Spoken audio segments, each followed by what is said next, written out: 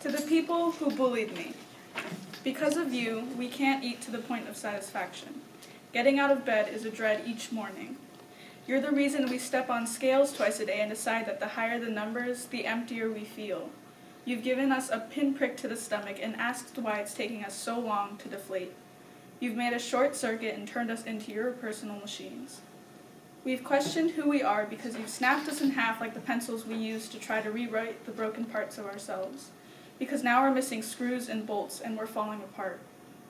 Because of you, walking down the hallways feels like an expedition that our robotic knees can't carry us through. It's holding your breath because if you breathe, they'll hear you, and God forbid they hear you.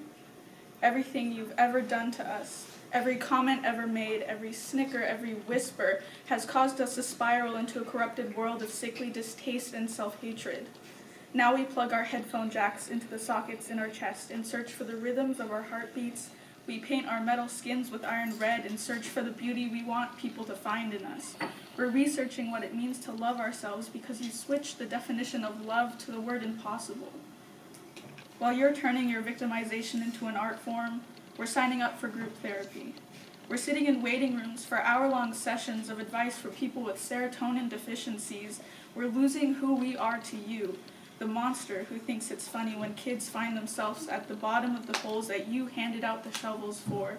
You think it's funny when kids sink so far into their beds at night that by morning they're lying in coffins. It's not funny.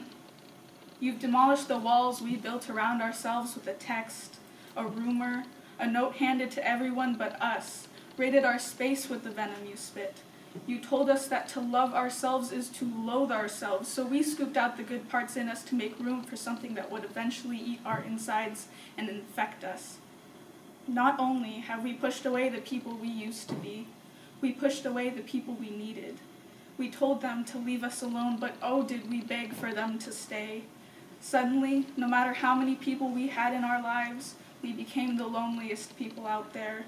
We lost our words, so we tried to find them in lyrics.